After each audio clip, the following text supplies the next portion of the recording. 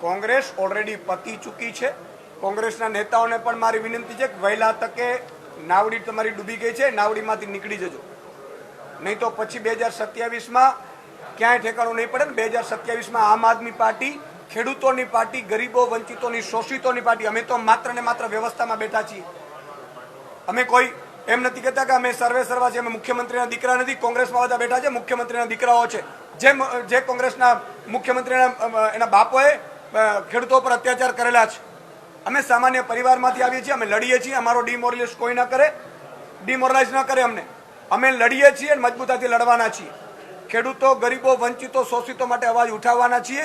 અને આમ આદમી પાર્ટીમાં જે લોકો છે એ સામાન્ય પરિવારમાંથી આવીએ છીએ, અમે સામાન્ય જ્ઞાતિમાંથી આવીએ છીએ, અમે સામાન્ય લોકોમાંથી, ખેડૂત પરિવારમાંથી આવીએ છીએ। એટલે અમને આ લોકો બદનામ કરવાની કોશિશ કરે છે।